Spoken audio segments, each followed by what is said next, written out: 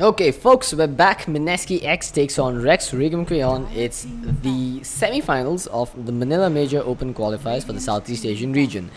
Game 2 here of this best of 3 series with Mineski X taking a 1-0 lead. It looks like it's going to be one for the books here as Mineski are looking absolutely unstoppable. Game 1, a display of sheer dominance on the back of Kangsteiny and again Nick's Mirana. Invoker and Alchemist going to get banned out here by Mineski X, while we're going to see the Lone Druid and Doom removed from the pool by RRQ. Now Slada is still in the pool, but Mineski X, nah, if it ain't broke, they ain't gonna fix it. They'll get themselves the Mirana yet again, and I do expect them to pick up the Slada as their second pick if given the opportunity. Give me a moment, guys. Looks like there's someone outside banging rocks, which might go through on the stream. 10 seconds remaining. 5 seconds remaining. Reserve time. Alright guys, I apologize for that. There is a little bit of construction going on outside my house, which is why there might be a bit of noise coming through as we proceed. But hopefully it'll settle. The guy will probably stop working soon. But moving on with this draft, you've got RRQ. They've got themselves a pick on the board now, and they're really thinking this through with a minute and 40 seconds on the clock. They haven't determined what they want to pick yet. Now, do they go with the Slaughter? If they've done their homework on Mineski X, they'll know that they like running Johnny Slaughter in the offlane whenever they get the opportunity to do it. Lich is still in the pool, hasn't been banned out, and is a viable option here for either side. I wouldn't be surprised to see a Lich and a Spectre being picked up from RRQ. We saw TNC using that duo to near perfection in the first qualifiers. They pretty much stomped through every single team that there was and secured their slot in the main regional qualifiers. But no, RRQ, they prefer the Witch Doctor as their support and they'll go for that as their first pick. Still thinking it through for the next one.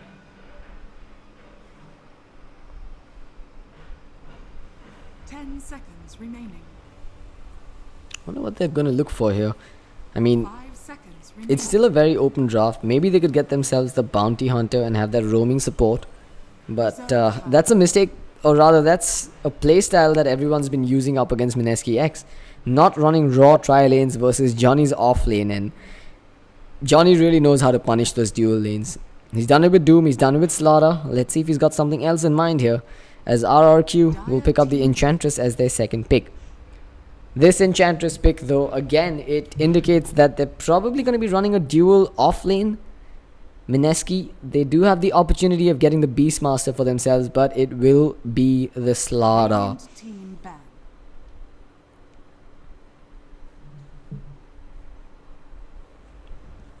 So Slaughter again for Johnny. Nick's going to be playing the Mirana. I mean, it takes a lot of discipline and a lot of grit to play the same hero over and over again in pursuit of a victory here in these qualifiers. And Nick, he's been playing Mirana for the last 4 games, I believe, that we've been casting. Yeah, 4 games, Mirana. This guy is learning the hero inside out as this tournament progresses, as if he hadn't already. And Johnny, of course, with the Slaughter pick, he's already shown that his prowess in the offlane is second to very few in the SEA circuit. Lich will be finally banned out by Rex Regum QEON, not sure how it's pronounced. RRQ, I think that's the safer bet. Mineski X, what do they opt to ban out? Banning supports doesn't seem like a smart thing to do anymore, so they will ban out cores. The Slark will be removed. RRQ already showing that the Slark could have posed a bit of a threat in the previous game. Hence, they'll ban it out this time around, forcing RRQ to try something different. 10 seconds remaining. Mineski X, we've seen them pick up the Vengeful Spirit as the secondary support 5 seconds remaining. when they run the Slaughter, and I see no reason for them to not do it this time around. Perhaps they should consider banning out the Beastmaster themselves, because the Enchantress Beastmaster dual lane would be a pain, and there it is. I'm going to take a bow, ladies and gentlemen, because I've called it yet again. Beastmaster gets banned out. RRQ, they'll have to go with something else for their offlaner now. The Batrider does seem like a good pick, but again, Mineski, I am expecting the Vengeful Spirit to be coming out from them. Oh, you know what they could do here? No, never mind that. I was going to recommend a Vengeful pick now and then transitioning into a Batrider pick as their 4th pick, but Silly me, I just realized that RRQ has already picked up 2 supports, which means that the Venge is not an option for them, but it definitely is one for Mineski X. In fact, Mineski could probably save it till their 4th pickup, knowing that RRQ is not going to go for it.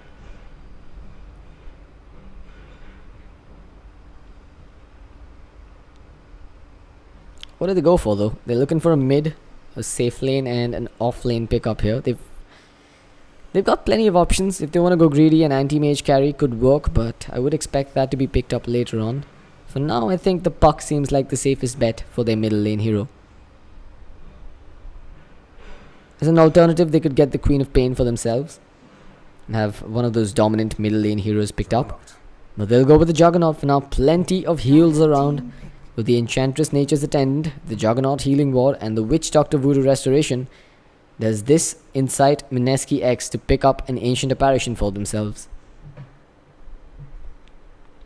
Well, the AA is really squishy and susceptible to punishment by the Enchant and the Witch Doctor. It could still be a viable option, but for now Mineski X will get something to synergize with their Mirana in the form of that Shadow Demon. It's also a really great pick versus the Juggernaut. The Demonic Purge does go through Blade Fury, so while he might be spinning, he will be moving around a lot slower. And the Disruption works well against the Omni Slash too. 5 seconds remaining. Reserve time. 10 seconds remaining. So RRQ now, they've just got 8 seconds to go. They'll get the Queen of Pain for their middle lane, which should prompt Mineski to get Kang's Puck picked up right about now. I do expect RRQ to be banning the Puck if Mineski doesn't pick it up now. But Mineski also needs a secondary support, in which case the Vengeful Spirit looks like a tempting offer still on display. Alternatively, a hero to deal with the Juggernaut. I'm thinking... No, I'm still thinking the Vengeful Spirit is going to be a great pickup here for Mineski X. Getting something like the Lion might be greedy, because then you've got 2 very squishy and I would say not so mobile supports coming out. But they will have the lockdown for the Juggernaut in that case. And they'll also have the burst damage for the Enchantress. So now that I think about it, maybe the Lion isn't so bad after all. And yeah, okay, that I'm so sorry for that, guys. Looks like Venge was 4th banned by RRQ, so I should probably shut up about a Vengeful Spirit pick by now. Mineski X, Lion does seem like the option now to go to, unless they go for the Ancient Apparition. I'm not sold on the Ancient Apparition. I'm definitely not sold on that Ancient Apparition pickup this game. I mean, it'll work well versus the heals, but it's just too squishy. Queen of Pain's gonna find him in team fights. Enchantress could go ham on him if she sees him around, and the Juggernaut just smacks his lips the moment Ancient Apparition gets picked up. But there it is, Mineski getting themselves a frontline tanky hero in the form of that Night Stalker. So I do expect this to be a support Night Stalker, possibly played by Extinct or Ex Nova. Not sure which one of them will handle that. But the last and final ban will be the Axe. RRQ ran it in game 1, and it did give Mineski X a bit of a headache in that off lane. Would have been a pain to deal with as a Shadow Demon, Night Stalker, and Mirana trio versus an Enchantress and an Axe. Last pick on the board for Mineski X. Looks like RRQ opted to ban out their tried and tested Tiny, which means that Puck is still up for grabs. 5 seconds remaining.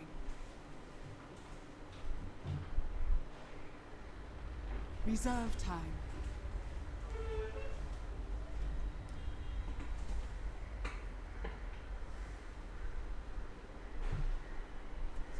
"45 seconds on the clock." Mineski X, what are they going to pull out from their sleeves here or reveal from their hat? I'm thinking, yeah, I'm still going to stick with the Puck pickup here. I think it's great. They'll have another silence to deal with the Juggernaut. They'll have a silence immediately after that disruption from the Shadow Demon. They'll also have a way to deal with the Witch Doctor Death Ward with the Puck Dream Call from range.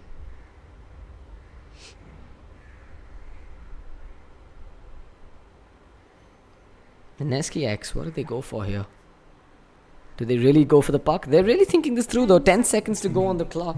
They're boiling it down to the wire. Do we have a disconnection? No disconnection. So Johnny is just putting his mind to this And it will be the Ember as the final pick. I didn't see this coming, but this is it's uncharacteristic of what we've seen of this team so far. They've never really bothered thinking of what happens beyond the 20-minute mark because they've just been so confident about their lineup. But with this Mineski X Ember Spirit pickup, I think they're secure for the late game phase as well. But the Void will be the last and final pick from RRQ. So they've got synergy with the Witch Doctor, Death Ward, and the Queen of Pain Sonic Wave through the Chronosphere. And of course the Enchantress Impetus hits. It's also a very reliable AoE lockdown that RRQ could use to defend their towers. We'll find out what the fate of this game will be in just a few more minutes as Mineski X takes on Rex Regum QEON in the second matchup of this best of 3 semi-final for the Manila Major Open Qualifiers. Once again, for those of you just tuning in, I'm CloudX from AFK Gaming, and it's an absolute pleasure to have you guys here on the stream.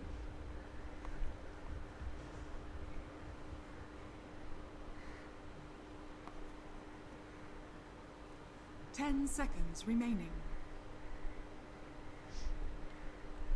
5 seconds remaining. So Extinct's going to be handling that Shadow Demon. He does tend to play the more defensive support. We saw him picking up the Ancient Apparition as well. So the squishies usually end up in his hands, which means that X Nova should be picking up that Night Stalker. And needless to say, Johnny's going to be handling the Slaughter. Mirana, Nick again. I think that one doesn't even need to be called out anymore because he's been doing this all day today. And Kang will be on the mid Ember Spirit. So he's the only one that's really been getting a change for most of these games. He's played a wide variety of heroes ranging from the Puck to the Tiny and now the Ember Spirit. For RRQ, you'll have Koala playing the Void. So his axe might not have worked out. Maybe his Void will have some more success. Varys on the Witch Doctor, while Enchantress gets played by Zephyr, so they're not getting anything new for themselves either. Yabu replaces his Puck with this Queen of Pain, and lastly, Kel'Thuzad will be handling that Juggernaut in lieu of the Slark.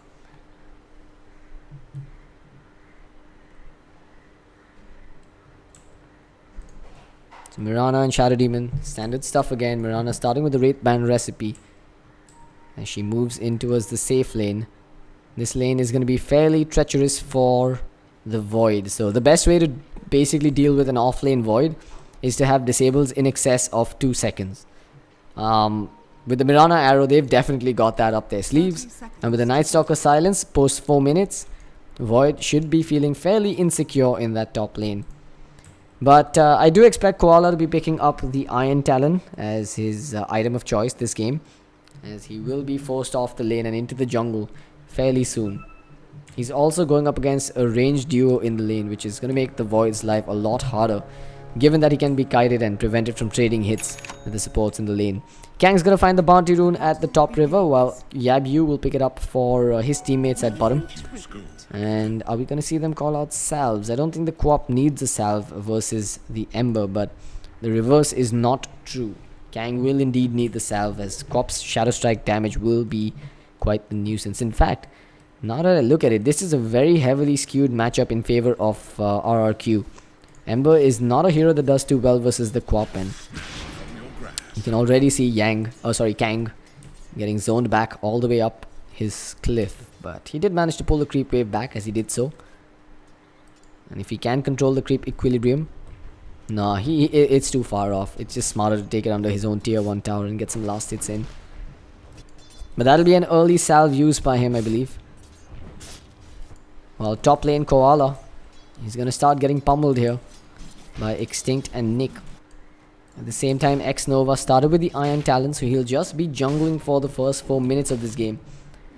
And then he's going to be moving around, looking for pickoffs.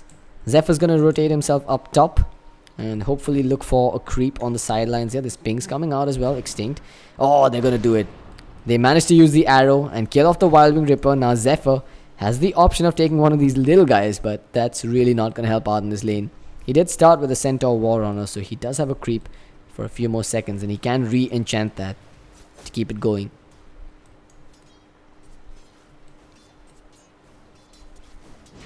Meanwhile, as far as CS goes, Kang, he's up to 5 CS. Not too shabby really versus the co-op at middle lane. Queen of Pain though, at 5 CS herself will slowly but surely start zoning this Ember out of the lane very heavily. Meanwhile, Enchant's gonna move into the jungle where she's gonna scout out X Nova. And the fact that he's already cleaned up both the camps where she could have possibly got a creep from. X Nova now knows that the Enchant was on her way there. He'll back away and instead duck his head into the river to pick up the Invis rune. Wonder if he can make a play off of this. He wasn't scouted out picking up the Invis, so RRQ doesn't know that he has this. But he's going to go back into the jungle. This is where Zephyr could find a kill. He has the center as well as the Dark Troll Summoner. The Stomp will connect. X Nova takes a beating. The Hadouken gets thrown out as well. And he's being run down. There's the Void thrown down defensively. Shadow Demon's coming through as well. He does have a disruption. Uses it on the Enchant. But the Creep will still be able to drop the Shockwave. That's first blood for RRQ as even the Void rotates in.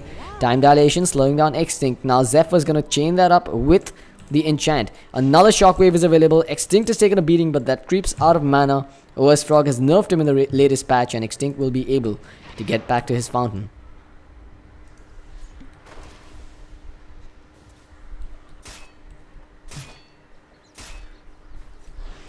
Bottom lane, Johnny.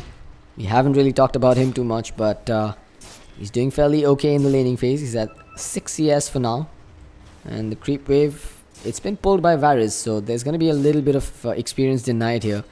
But Johnny's really tanky and he can't afford to just move in and zone out Varys himself. Sprint's already going to get used. He'll move in and start farming these creeps. Easy peasy for him. A slow start for Mineski X as they do prefer to run in almost every single game that they've played so far. But RRQ does seem to be off the mark with this one. They've taken a significant EXP and goal lead actually for the first 4 minutes of this game. And they do seem to be winning pretty much all 3 lanes at this point. Void, he's gone in on Extinct. That's 1 point in the time lock. If another time lock procs there, that's a dead Shadow Demon. The arrow will connect Koala. He's been stunned up for more than 2 seconds, but the time walk will negate some of the damage as Koala will now consider jumping back out. With the Enchantress coming in with the creeps, Shadow Poisons being stacked up, Koala will be forced to use his salve.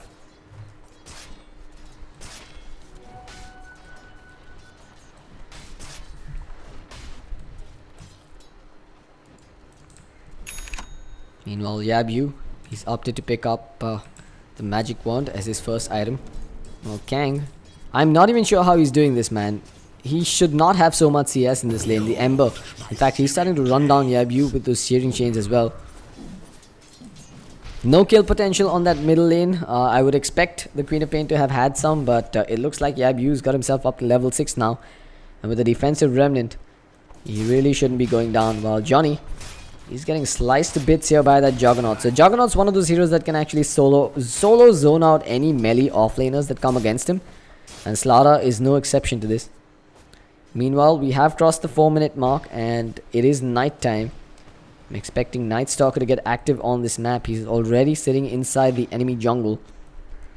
He's about to get level 4, which is when he gets 2 points in the Void. He does have a point in the Crippling Fear at the moment if they want to make a play on the Queen of Pain at mid. And I'm not sure if X Nova has actually been scouted out with this rotation into the enemy jungle, but there is a Radiant Observer ward at mid, which could reveal his position if he tries to stick around here before making a play. Meanwhile, at top, Koala, he's at 23 CS. He's out CSing the Mirana as an off-lane Void. But they're trying to bait him now as Johnny's TP'd in. Zephyr will get crushed, but the Nature's Attendance has already been used. The arrow's flying and it will not connect, just barely skimming past. Chronosphere gets dropped onto Extinct and that'll be the Sonic Wave from the low ground that secures the kill. Johnny looking for more, but his crush is going to be whiffed completely. But here comes the cavalry. They'll jump forward and get a 2-hero Steering Chain and a 2-hero Starfall. Adios Queen of Pain and goodbye Koala. As Enchantress is on the run, the arrow, Nick attempting to conceal it with the leap. But Enchantress, none the wiser, will dodge it anyway. It's a 3 for 2 now. RRQ still in the lead, but the gold swing in favor of Mineski X after that last skirmish. However, Kel'Thuzad, he's up to level 6 now and Extinct. He's got to be careful. A misplaced disruption could be the death of him.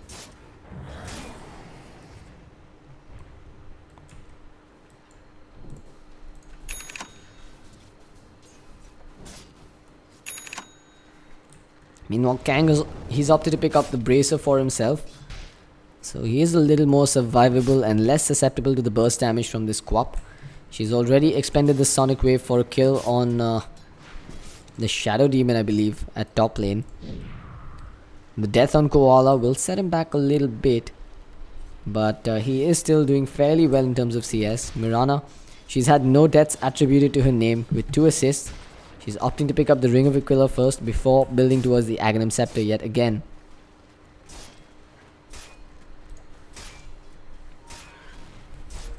Meanwhile, Johnny, he's inching closer to level 6 now, but his Blink Dagger, it doesn't look like we're going to see a very quick Blink Dagger coming out for him. However, he's proven time and again that his rotations is what makes his plays and what makes him such a great offlane player. But for now, RRQ, they're going to painstaking lengths to try and shut him down. With Varys and Zephyr just hanging around the wings here, looking to make a play on him.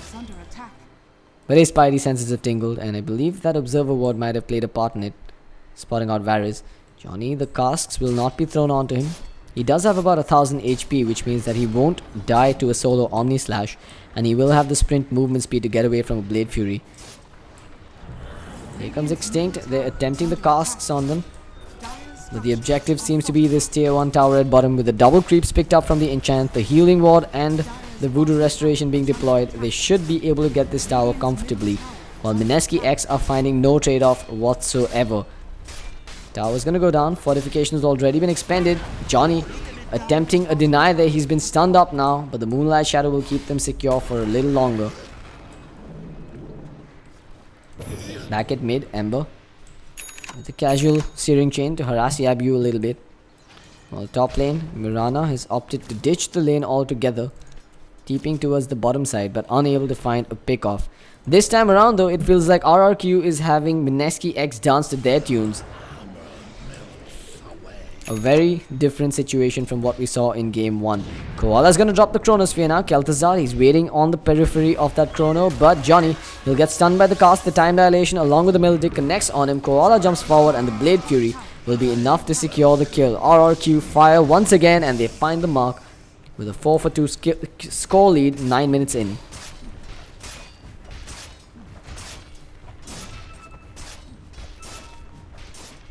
Here comes the cavalry once again though, as Kang has expended the Flame Guard, all Extinct.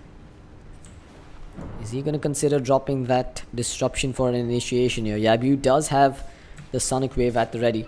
Dire's top tower is under attack. The tier 1 at top, it's going to be ancient history here.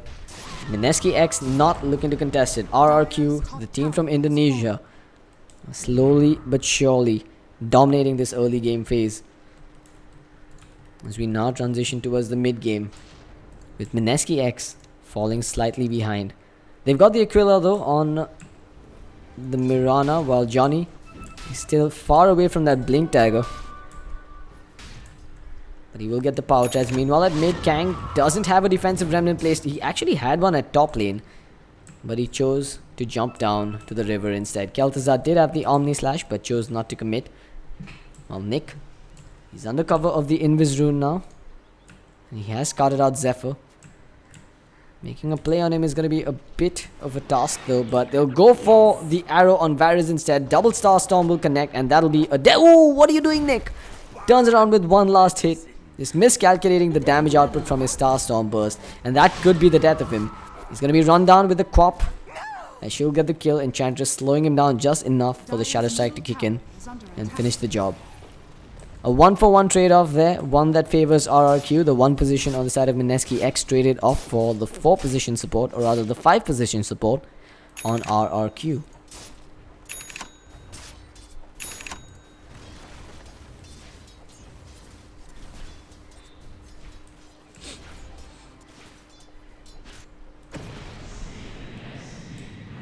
Meanwhile, Koala, he's almost got himself that Vlad's online.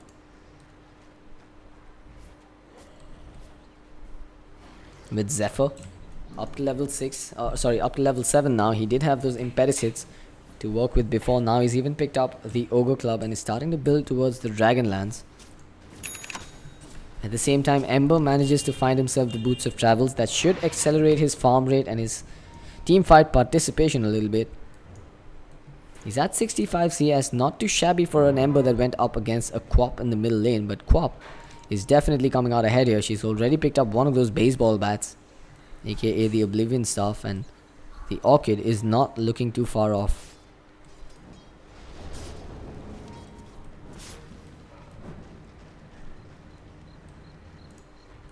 Mid tier 1 will be the focus of RRQ's next engagement as the fortification gets popped. Johnny, he's under cover of the Moonlight Shadow. They're looking for an initiation, but they've dropped a sentry. They know this is coming. Kel'Thuzad gets crushed anyway. They'll silence him up and they'll try and bring him down. The arrow connects and that's a dead Juggernaut, just barely out of the sentry wall range. Mineski X with the comeback, bringing down the one position on RRQ. Chrono gets dropped, but it gets dodged as well, while Kang proves to be a total boss there with his reflexes kicking in. RRQ might have made a mess of that. Mineski X, will they look to punish further? Arrow will fly and connect onto Varys. While Johnny's thinking of going in, he does have the sprint expended. They'll drop the amp. Kang jumps forward, does have the searing chains and gets it off on Varys. With a dead Witch Doctor, the Sonic Wave will be dodged here, as the disruption will be used defensively, keeping the Ember Spirit alive a little longer. Here comes the cavalry though. Koala, he's come back in. He has the time warp available, but chooses not to use it yet. Johnny's being run down. Mineski X in a headlong retreat as Johnny will TP out to safety. Mineski X ends up taking a successful team fight there, sacrificing just the Shadow Demon while getting all of their cores alive. Another big golden EXP change back in their favor. And if the comeback was not real up until now, it definitely is after that last skirmish. But the tier 1 will still be taken down. RRQ will not be caught off guard with that Moonlight Shadow yet again.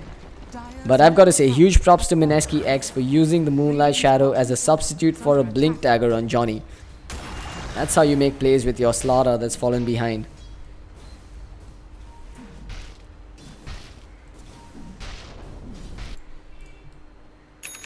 Meanwhile, Zephyr's found himself the full Dragon Lance in addition to that Windlace and the Phase Boots. His damage output from the Impetus can no longer be ignored, but Mineski won another pick off here on Kel'Thuzad. He's been scouted out. The Crush will not connect. Well, they're gonna try anyway because they do have the Demonic Purse to slow him down. Here comes the Searing Chains along with the Silence. They'll manage to blow him up before he can respond. Another pick off on the Juggernaut. It's gonna transition into a few more kills, possibly on Varys and his Witch Doctor. He's been amped and they've got vision. They'll crush him and slap him to death. Another 2-0 pick off found by Mineski X, as it will transition into a tier 1 tower for them this time around. But this Juggernaut, his net worth is starting to slip as Ember has taken the lead and is building towards his Battle Fury, which should come online in a couple of minutes.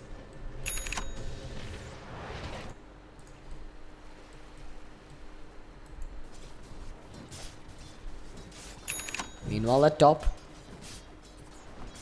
we did see the Queen of Pain. She's got an Invis rune picked up for herself and has the Swiftness aura from an Enchantress creep in the vicinity. Still no Orchid finished up for her. She really has started to slow things down now. And she does have 2 points in the Sonic Wave and it is up and running, which means that she could attempt a solo pick off here on a straggler inside the enemy jungle.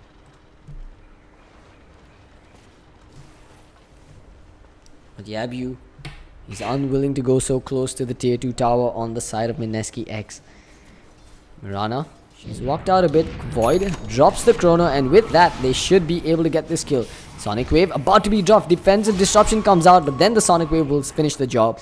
At the very least, Mineski X did manage to force a Chronosphere and a Sonic Wave, putting their ultimates on cooldown for a good 120 seconds. This is a timing window again for Mineski X. They could, as soon as the Mirana respawns, they're probably going to pop a smoke and look to make a play. However, Johnny is awfully close to his Blink Dagger now, and waiting for it might be the right decision after all. At the same time, top Kel'Thuzad could be in a bit of a pickle. He's used the Blade Fury but chose not to TP out. He didn't realize that the Night Stalker was in the vicinity. They've dropped the Crippling Fear, and that's going to be a dead Juggernaut. Maybe not actually, because the cavalry, the backup has arrived. It's Varys coming in, who drops down the casks. They'll bounce to Kang far behind, while the Moonlight Shadow gets used from the Mirana as well. So Mineski X, they don't really find a kill on Kel'Thuzad's Juggernaut, but they do manage to force out a 5-man rotation towards this top lane. And you gotta remember that the Chrono and the Sonic Wave are still not online, which means that Mineski X could pop that smoke on the Shadow Demon and look to find a backstab Dire's top on tower is RRQ. under attack. Instead, however, they're moving towards the opposite side, just willing to sack their tier 2 tower for now. They do have the blink dagger online for Johnny, but his TP's on cooldown, and he would never have made it in time for that fight. Dire's top tower has fallen.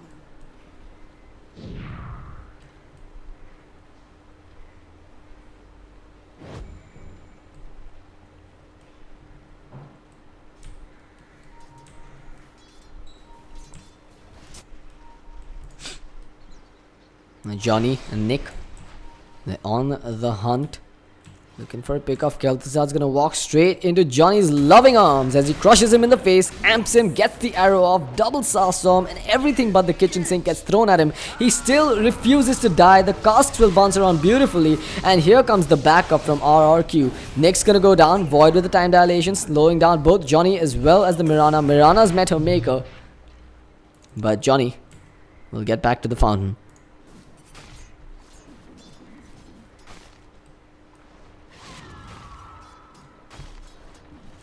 X-Nova, he's inching closer to his Aghanim Scepter now. Once they have the vision advantage, perhaps Mineski X will be able to find a bit more success with their rotations, but this is the second time we've seen the Juggernaut escape on a sliver of HP despite Mineski X throwing everything at them. The Enchantress manages to find a kill on the back of that, bringing her closer to her Aghanim Scepter as well.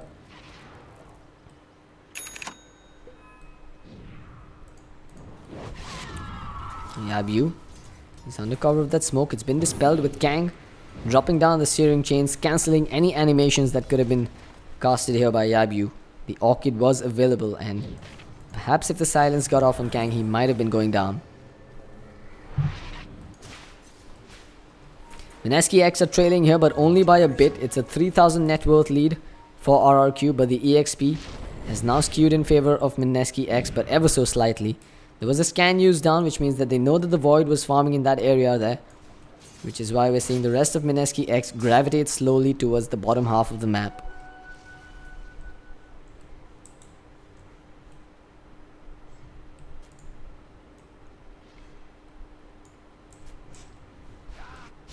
Back at mid though, RRQ, they know they've got the advantage in terms of items and team fight potential, especially when the Chronosphere and the Sonic Wave are online.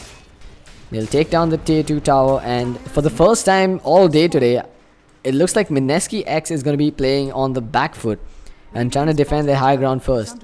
That could change at a moment's notice though, because now RRQ is going to be popping a smoke and going on the hunt. The arrow clips onto Koala. That should be a giveaway that they're under cover of a smoke. There's pings coming out as well. And Mirana will TP out to safety, dodging a bullet by a hair's breadth. Battle Fury is almost finished up now for Kang. In fact, he has the whole thing done for, which means his farm rate will slowly but surely go through the roof. Kel'Thuzad, he's opted not to get a Fury this game, instead going for the mobility build with the Drums phase and the Yasha.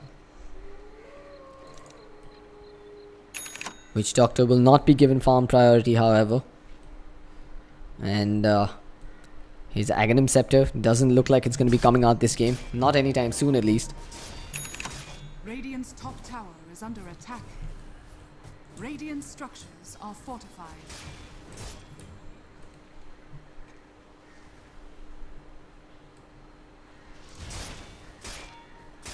But it really does feel like Mineski X are farming a little more efficiently at this point in the game. Mirana's almost got the Aghanims finished up, and with that, she's basically just got to stay alive and run around in these team fights. On RRQ, they're doing the only thing that they can do with 100% surety, which is barrel down towers and hope that Mineski X comes to fight them. And if they don't, they'll just take objectives. But they are going to come at a cost this time around, because Kang is going to take the tier 1 tower for himself at this top lane. While the mid tier 1 is being pressured by the Mirana, she's managed to get a little more money in her bank account, but still not enough for the Ags. Koala, he did time walk forward, gets the deny off on that tier 1 tower, but doesn't manage to Chronosphere any of Mineski X's heroes, as they'll get away to safety. Varys and Yabu, they've been left to their own devices at bottom, and X-Nova's coming in. He's actually got a full Aghanim Scepter on himself, which means they have full vision of this. Johnny is going to get disrupted defensively, as Yabu's going to get hit. He's going to get silenced along with the Purge. Can they cancel his TP? No, they can't. He's going to get away from there. While Varys channels the Death Ward, it'll now stop as the crush comes through from Johnny. But he might just stick down to the malediction here. One more tick.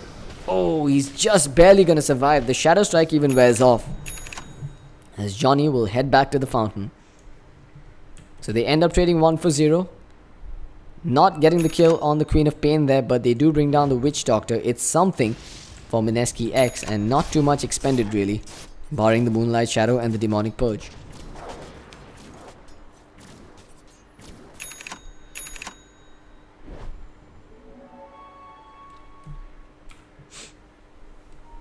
The full Aghanim Scepter is online for the Mirana and will be coming on for Zephyr's Enchantress soon as well. 600 gold before he has the entire thing finished up, while the Mantis Cell's completed on Kel'Thuzad, which means that the Night Stalker is not as much of a threat for him anymore. However, Night Stalker's got himself the gem in addition to that Aghanim Scepter, which means they should be able to regain map control. RRQ, they're on the back foot, at least for this night time. They're looking to take Roshan. There is a remnant placed down. Oh, Kang's actually coming to the remnant. He's gonna get silenced. The bait was there. The setup was real, and Kang, he's gonna get chased by an Impetus from the Enchantress all the way from this bottom lane, which will seal his fate. 54 seconds without the Ember. Can RRQ make anything off of this? They're grouping up towards the middle lane, and they do seem keen to push high ground, but I think Roshan might have been a better option. Yeah, they're gonna move back. Go for Roshan.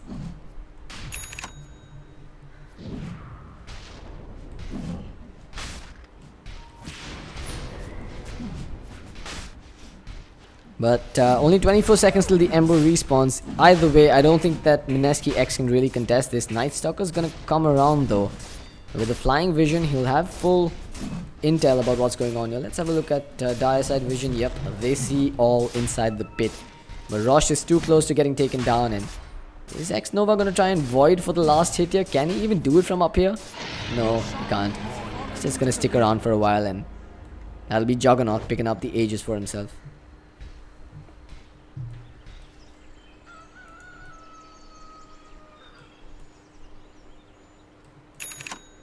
Johnny with 1000 gold in the bank now. Does he go for the 4-star of this game, or is he gonna rush the BKB for himself? Perhaps even a Ghost Scepter to deal with the Enchantress and the Juggernaut.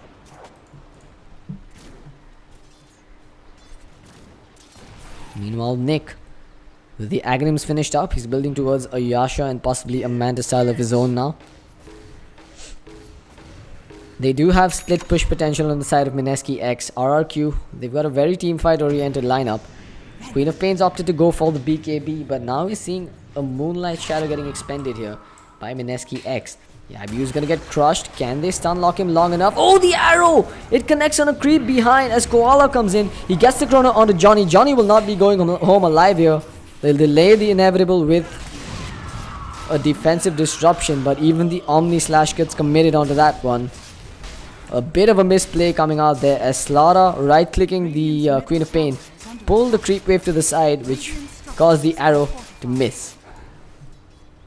Another Enchantress is going to go all the way downtown, following this Ember, who tried to dodge it, but will bear the full brunt of it.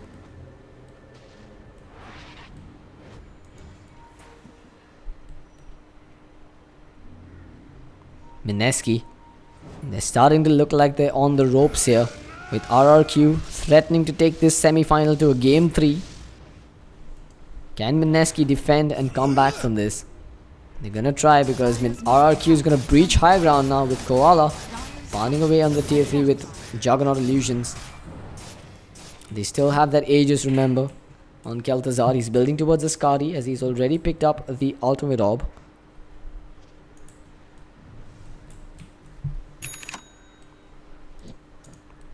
Meanwhile, Nick, he's finished up his Yasha.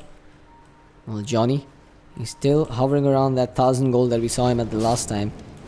The big items though are going to be the ones coming out on Kang. He's opted to go for the Manta style. So rather than physical DPS in the form of a Daedalus, he's opted to go for mobility with the Yasha and survivability with the Manta style. This is definitely a tricky situation for Mineski X. They know they're playing from behind. They know the Juggernaut is getting huge, and Now they're gonna soon spot out a BKB on this Quap as well. In the jungle, meanwhile, Kel'Thuzad, he's gonna be enough to zone out Mineski X Kang. He doesn't have a defensive remnant placed down, and if RRQ knows this, they would have continued to chase there, but Kang now drops down the remnant and backs away. Dire's middle tower is They should have known though, because when you click on the Ember, you usually see whether or not he's got the remnant duration and the remnant charges online. You can't exactly see how many charges he has, but if you see 2 icons there, you know for a fact that he's got a defensive remnant. If he doesn't, you know he doesn't have a defensive remnant. Meanwhile, it's nighttime again. Well, darkness, it's artificial nighttime rather, as the Night Stalker is on the hunt, and with the movement speed, they're going to be able to catch out at least the Enchantress here. Quap will attempt to TP out from behind. They're both going to group up for now. A 2-man crush is a possibility. They've gone in. Yabu, he's going to get stun locked this time and will not have an opportunity to use his BKB. They'll disrupt Zephyr. They'll silence him up as well and slow him down with the Demonic Purge and the Void. The crush comes through. Mineski X will find themselves 2 very crucial pickoffs, all on the back of that Darkness and Aghanim Scepter from the Night Stalker, providing vision, allowing for a big crush from the Slaughter.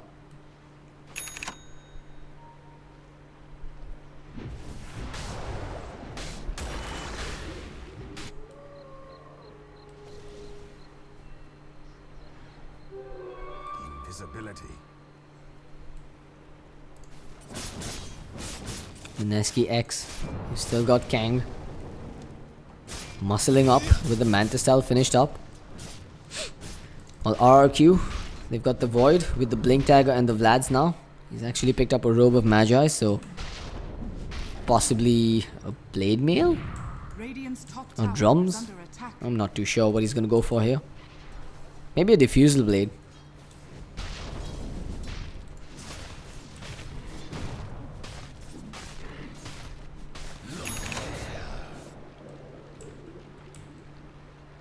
As for Johnny, he's got a Glimmer Cape now, so no False Staff's gonna be picked up. He's getting magic damage resistance instead. Also invisibility. There's no gem on the side, no detection on the side of RRQ at all whatsoever. And that Glimmer Cape could work wonders, but meanwhile, Kel'Thuzad's Juggernaut gets taken apart limb from limb. Again, Johnny making the plays with the Blink and the Crush, I believe. They'll bring him down. Mineski X slowly but surely clawing themselves back into this game, that graph.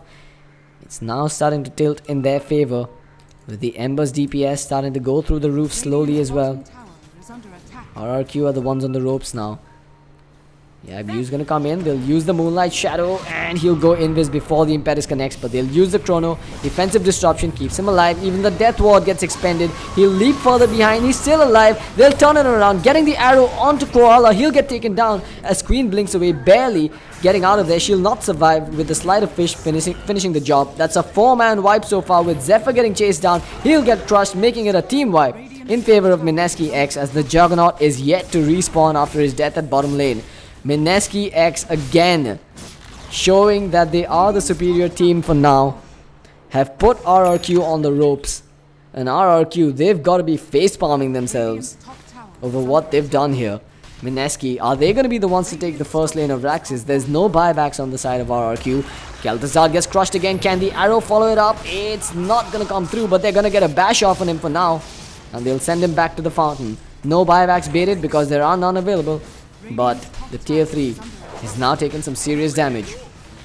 And even after RRQ respawns, they're not going to have the Chrono, they won't have the Sonic Wave, which means that Mineski X can possibly continue to force the issue. No, they can't. has been killed. However, the Dire Courier has gone down. Unfortunately, I don't have a hotkey binded to it.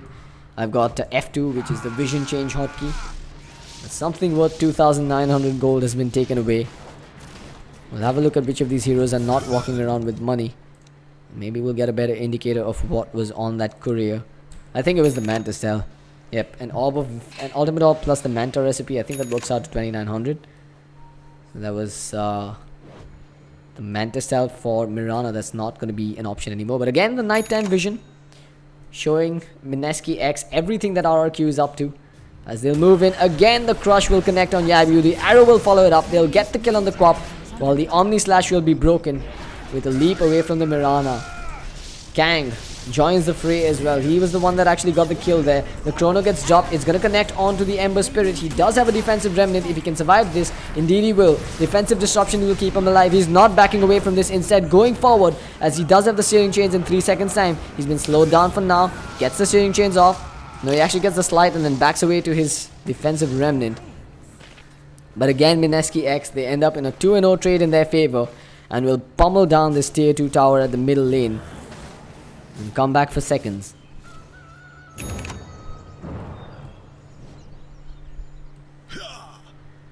Radiant's middle tower is under attack. Radiant's middle tower has fallen. RRQ 7,500. Look at that graph. It's gone bungee jumping now. 14,000 EXP and 7,500 net worth.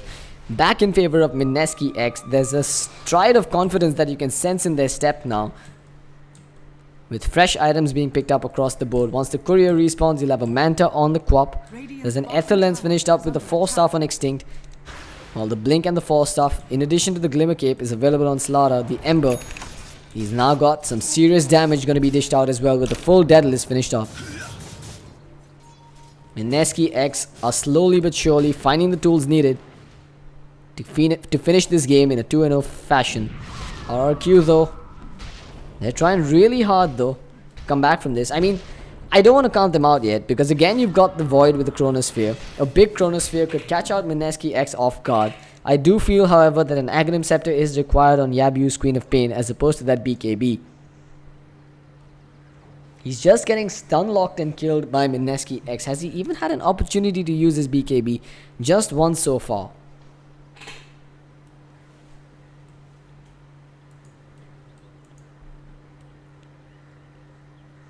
Zephyr, meanwhile, he does have that Aghanim Scepter finished up with the Dragonlance, so his DPS can't be ignored. However, he's not. I'm really not feeling like he's a factor at this point. He should be, especially if they land a good Chronosphere with this Void.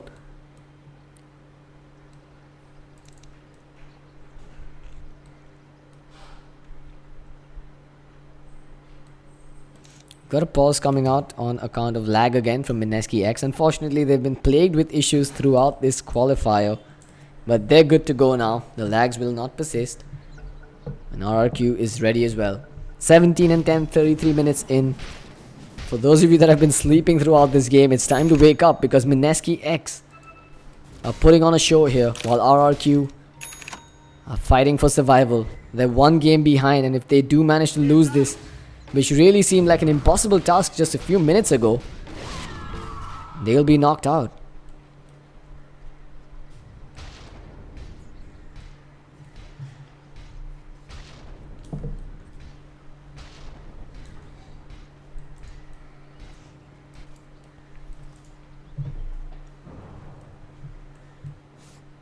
Meanwhile, Johnny's on the hunt again, but this time he'll be pinged out by this observer ward on the high ground. Radiant's bottom tower. Mirana finally manages to get a Manta Cell to her. Bottom tower has fallen. The Ember should be calling out his dead list soon as well. The courier is going to leave the shop without his Demon Edge, but either way, shouldn't be too much of a bother. Yeah, it's going to fly back again. Some miscommunication from Mineski X.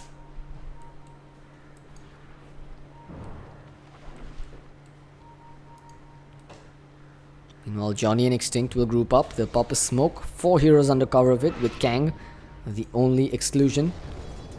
Will show himself up at top lane to farm, hoping to be the bait. He's got that Demon Edge, but now he's going to have to send it back to pick up the recipe and get it delivered out to him.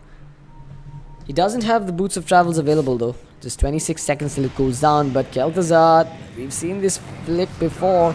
They will start with the Demonic Purge, and Johnny's running forward. They'll throw out the Amp. Will they blink and crush him in time? Oh, the crush, it's off point. The Manta even gets used as an attempted dodge, while double sentry wards now get dropped down by RRQ, as if to atone for their last mistake.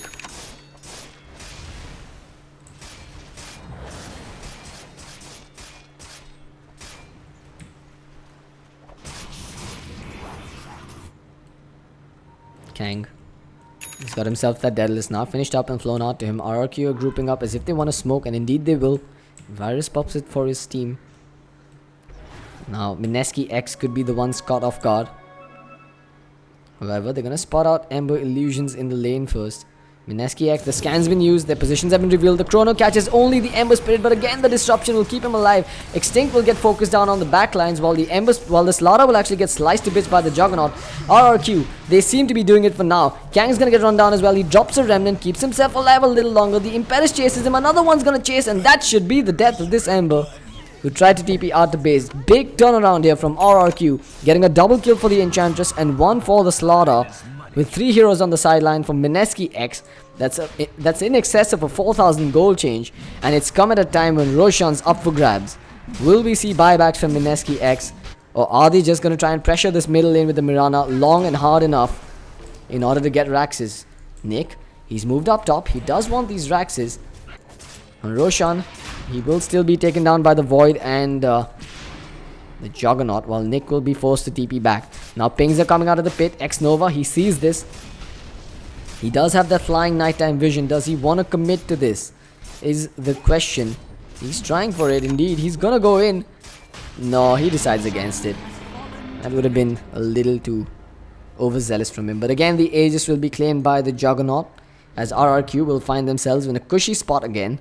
Despite having lost their tier 3 at the top lane, they've managed to make one hell of a turnaround here after that last skirmish. They're doing it. They're trying their very best to take this to a game 3. And indeed, this is a team that has a shot at slowing down Mineski X's progression.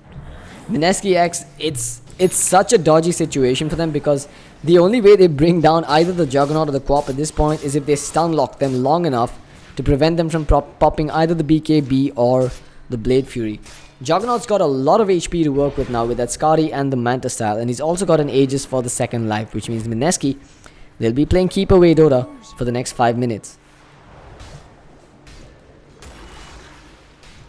Split push is indeed the name of the game for them, as we're seeing the Ember Spirit continue to force out this bottom lane. He's got 4,000 gold in the bank for himself and is leading the net worth charts with 22,000 net worth. Easy money indeed for this Ember. But the game, not so much. I would assume a Blink Dagger will be the next item of choice on this Ember.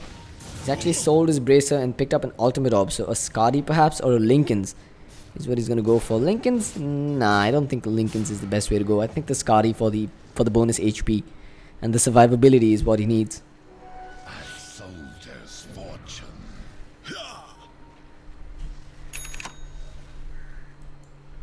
Mineski X, I mean, even though they're playing into an Aegis on that Juggernaut, they're playing extremely aggressively here inside the enemy jungle. RRQ is grouping up again. Their last smoke was a wild success. Let's see if they can repeat their performance here, because Juggernaut, he could be losing his Aegis here. Blink away from him, dodges the crush, while the Chrono from Koala, it's near perfect. The Sonic Wave to follow it up. Extinct is dead as X-Nova drops next. Double kill for the Void. With the Death Ward even been thrown down by Varus, he gets stunned by an arrow behind and taken apart.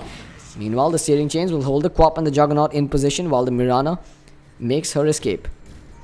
So they end up trading 2 for 1. The Witch Doctor goes down while Mineski X ends up forfeiting the lives of their Night Stalker and the Shadow Demon. However, it's not the worst situation in the world for Mineski X. They managed to buy some time with that pick off. They're looking for more even. With the Slaughter and the Ember sitting up on the high ground. On the top lane, Nick, he's actually finished up a Scythe of Vice for himself. So now they've got another tool to lock down that Juggernaut slash Queen of Pain.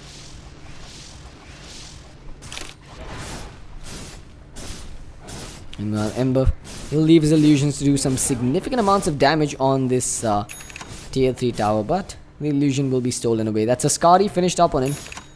So the illusions do benefit from the bonus stats as well.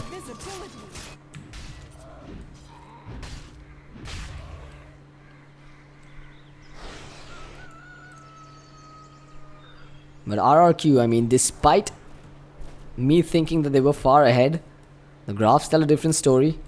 And they're still playing some very defensive Dota. Nick, He's gonna scout out. He's gonna get scouted out here by Yabu, and Void is moving in as well. 7 seconds till he has the chrono. They've already started to go to work on this Mirana. She doesn't have the Manta style, and they knew this. Defensive disruption's been dropped. The chrono as well, but here comes the TP. It's the Ember coming in. Yabu's BKB timing has been shaved off, and Void goes down to the crits from the Ember. Zephyr's next on the hit list. Searing chains are available in 2 seconds time. As Zephyr turns around, mans up, and tries to finish the job on Extinct. He'll defensively disrupt himself, but again Enchantress gets cleaved and carved to bits, giving Kang a double kill. Meanwhile, Quap's even gonna go down here with the Night Stalker running him down. 3 down for RRQ. No buybacks on either the Quap or the Enchantress, as Ember Spirit starts to go to work on the Raxes. Kel'Thuzad, he's trying to do what he can. He's popped the Blade Fury, not the best choice in front of an Ember Spirit with a Daedalus and a Skadi. Searing Chains off the mark there. Whilst Johnny will continue to zone out that Juggernaut there. Kang will go to work on the Raxes. Mineski X will drop the first melee Raxes of this game, and they want some more. Now they recognize that the Quap doesn't have a buyback, and neither does the Void. They're going to try and force out whatever they can. The fortification is going to be first on that list, as the next tier 3 tower is about to fall. You've got Mirana pushing in from the bottom lane as well. Kel'Thuzad, he's picked up a basher, jumps in forward, tries hoping for a bash on Johnny on the first hit, but is unsuccessful. Kang, he's been stun locked for now. He'll jump away to his remnant. The Aegis even times out on Kel'Thuzad, while Johnny goes to work on the ranged Raxes. Koala jumps in forward, while the arrow from Mirana doesn't find its mark. Mineski X now making a retreat. They've got what they came for, and they'll be content with that last team fight.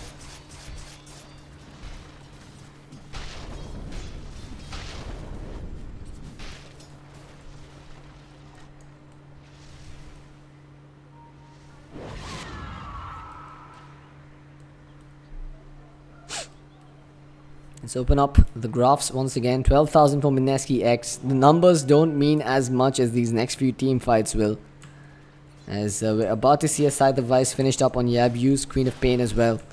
That'll give RRQ another tool to initiate upon that Ember Spirit. He's opted not to get a Lincoln Sphere this game, but there's the big one. He's bottled up a double damage rune. He doesn't have... well, okay, he does have the buyback available for now. Scan, it's gonna spot out the fact that there's an enemy hero inside the Radiant jungle.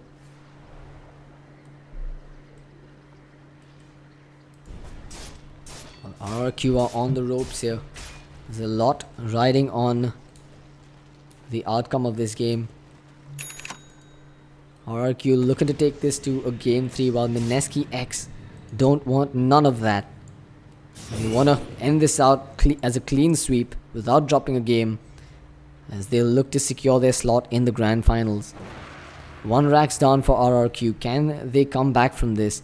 They're lacking a tier 3 tower at the middle lane, and the tier 3 at bottom is barely standing as well, as Mineski X will now start to group up again. They're looking to deliver the final and finishing blow, but it will be a tall order without finding pickoffs. Every single objective that Mineski X has taken so far is because RRQ has been caught outside their base. This time around, Mineski X looks like they want to go straight up onto the high ground and take a face first fight. Will that prove to be a costly mistake? And will Koala be able to find a good chronosphere to turn the tides of battle back in their favor? Let's have a look at that buyback chart for now. The Ember, the Mirana, the Void, and the Night Stalker. These are the only 4 heroes with buyback this game, which means that the Queen of Pain needs to be careful. So Yule's Scepter being used here. That's actually Johnny using a Yule's on himself.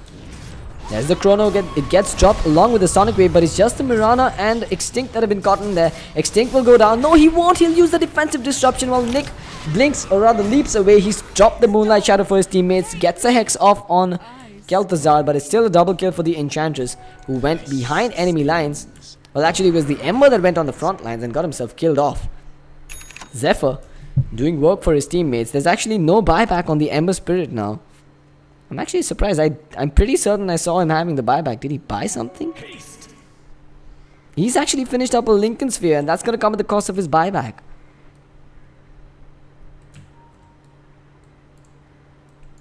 Roshan still not online, but it's just a minute and a half to go before he does respawn. Mirana will be forced to use the buyback now. Dire's middle tower. As RRQ, they did take a successful team fight the last time around, but now they're fighting without cooldowns on the Void Chronosphere and the Sonic Wave. As a Moonshot finished up on Zephyr as well, which means that if the Chrono does catch the Ember Spirit, he's gonna get destroyed in a matter of seconds. Yabu blinks forward. Nick, remember that'll be a dieback on him if he goes down. He uses the Manta to shrug off some of the negative debuffs. The arrow will connect on Varys. As Yabu gets hexed under the tier 3 tower, he could be in a bit of trouble here. Slaughter gets the amp of him. And now they've got vision of him. Johnny's giving chase.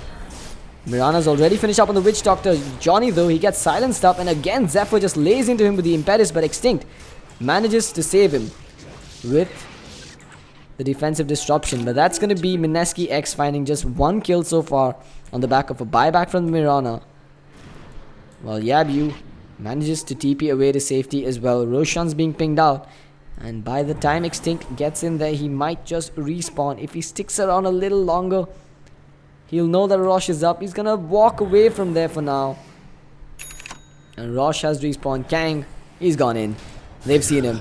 And this is just perfect for Mineski X. RRQ though, they have to contest this. They cannot afford to give away an Aegis to the Mirana, who doesn't have a buyback, or even to Kang, who's already stacked. Okay, Kang is not going to hold on to the Aegis. He really can't drop anything. In fact, yeah, it will be the Mirana that keeps the Aegis here. There's actually a cheese as well, and I believe Johnny would be the ideal candidate for that. Indeed he will. Damage empowers me. Unfortunate there that RRQ couldn't get in time. The amp damage as well, speeding things up for Mineski X.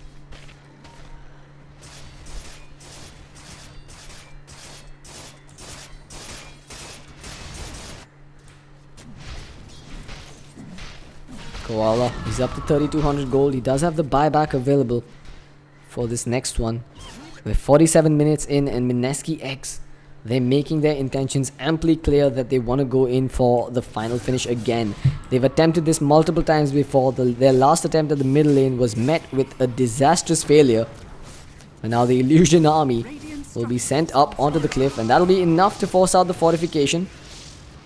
This is rather cheeky coming out from them. The tier 3 tower will be taken down just by illusions by the looks of it. 21 HP. But there's no sense in denying it just yet.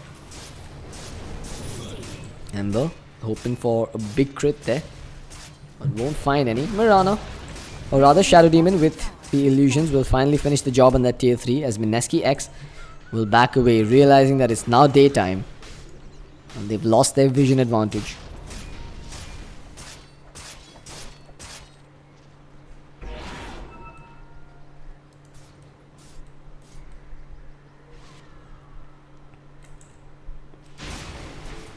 Meanwhile, let's have a look at that Juggernaut. He's actually finished up his Abyssal Blade and has 4000 gold in the bank.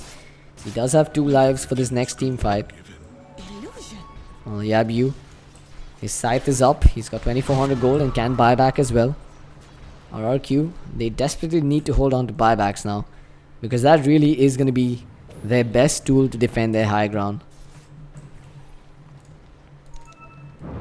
As for the Ember, he's pretty much maxed out. He could possibly consume a Moonshot or upgrade those Boots of Travels, but I don't think it's sensible for him to sell off that Manta style to get anything else. Yabu, the arrow will not connect. Nick attempting a kill there on the Qual, but will be unsuccessful.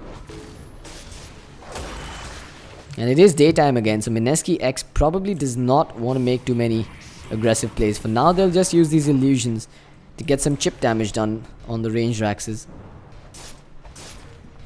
Along with the Ember illusions, the Manta illusions coming out as well. Bit by bit, slow and steady seems to be the name of the game here. Koala takes a beating, but the Time Walk will shrug it off as if it was nothing. Darkness gonna get used now. X Nova, they want to fight. Will stunt the vision on the side of RRQ, with Ember constantly spamming out those sleight of fists, trying to do as much damage as he possibly can. They're going in now.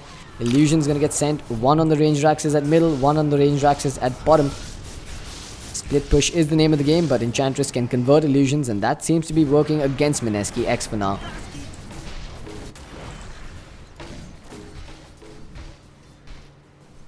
RRQ, they're gonna need to initiate sometime soon, or are they just gonna wait for the darkness to end knowing that it will be daytime once it does end. Darkness is almost over though, and again, range Raxes are going down at the bottom lane as well as mid. This is just a very cheeky strategy being used. Finally, they're gonna lose it. The Raxes will drop at bottom. Range Raxes are about to drop at mid as well. Incremental gains here for Mineski X. Very smart Dota being shown here, and very disciplined Dota as well.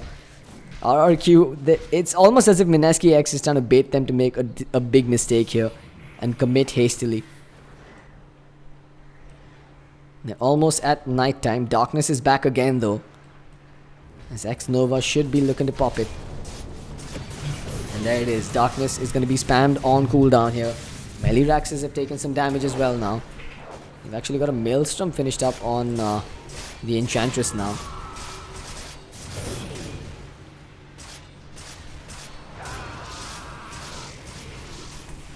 This is just starting to look so painful if you're in RRQ shoes. 4 Mirana illusions pounding away on those Raxes. And those Raxes are dropping hella fast. They're already down to half HP. Sure, they've got a bit of regen, but now here come the Ember illusions as well. They'll be stunned for now. While Mirana actually walked up and started doing some damage herself, she's taken a beating. But the mid-range Raxes have also fallen to the Slaughter and the Ember. Split push at its finest. The melee Raxes will go down. Kang, he's been hexed. He could be going down here. Disruption keeps him alive a little longer. Can he jump away? No, he can't. Slaughter, Johnny comes in. He has the crush, but he's been stunned with the cast as Ember's gone down. Johnny will drop next, but it is almost mega creeps. Just one melee Raxes stand at the middle lane. As Mineski X ends up losing 3, they'll get only the Void in the bargain. With Slaughter even dropping to the Quap. This building is literally all that RRQ has right now to try and fight back. And there's buybacks on every single dead hero of Mineski X, and all 3 lanes have been pushed in. This is a tall order indeed for RRQ. For Mineski. Sorry, for RRQ. I believe the Aegis was taken away as well there in that fight. I don't know if it was reclaimed by Roshan. No, it shouldn't have been reclaimed. There it is, boys. It's Divine Rapier time. Ember, he's opted to buy it out, and he still has the gold for a buyback available, but that would mean he'll have to drop his Manta style for it. And without a Blink Dagger on the Ember, things could get really wrong really fast for Mineski X.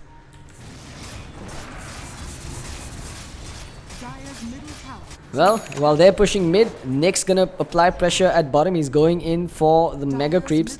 You've got Queen of Pain making the long run back. She doesn't have a TP, which means that RRQ will probably try and continue pushing here. Kel'Thuzad, he does get the spin off in time. Melirax is about to go down, but Fortification will slow them down. They're trying to TP back here, but Mirana's doing the work already. Nick, he needs to leap out of this to get away to safety. Koala will jump straight after him, and now they'll hex up Mirana, who's gonna get the hex off on Koala, but that's a dead Mirana indeed. While the fight's happening there on the front lines, Kel'Thuzad, he'll get the kill off along with the Enchantress onto the Night Stalker and the Shadow Demon.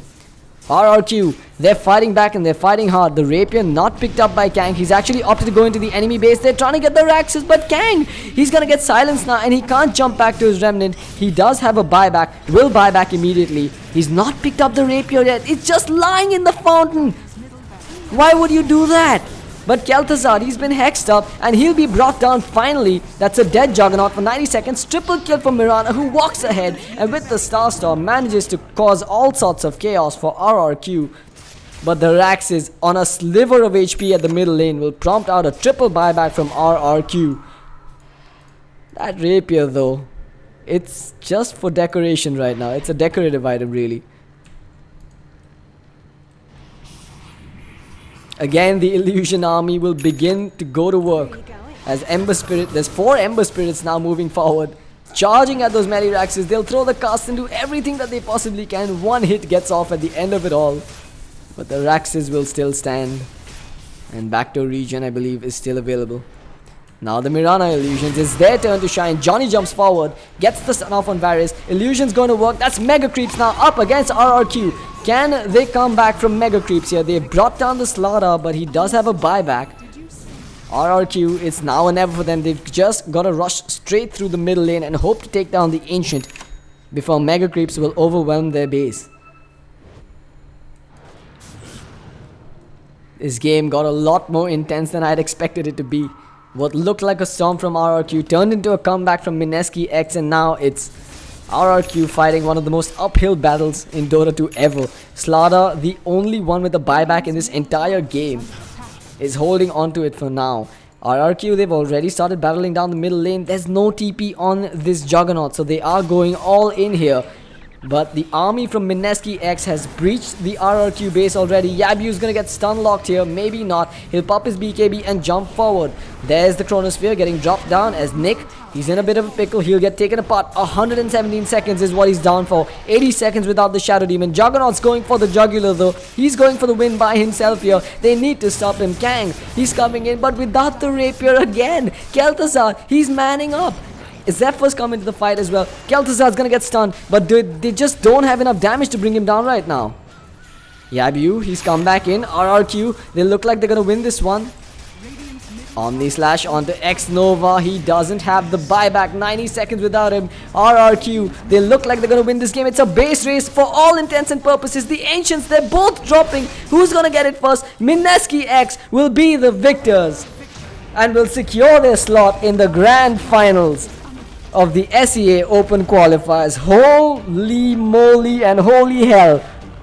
What an absurd game this was. What an epic one indeed. RRQ nearly clinched it from the jaws of defeat, but Mineski X proved to be the superior team and secure their slot now, where they'll face off in another intense best of 3, we hope. Stay with me, guys. This is CloudX casting the Manila Major SEA Open qualifiers on behalf of AFK Gaming, and if you've enjoyed this stream, do hit the follow button on twitch.tv/AFK Gaming Esports. It's been an absolute pleasure casting for you folk. I'll be right back with the last and final series of the day.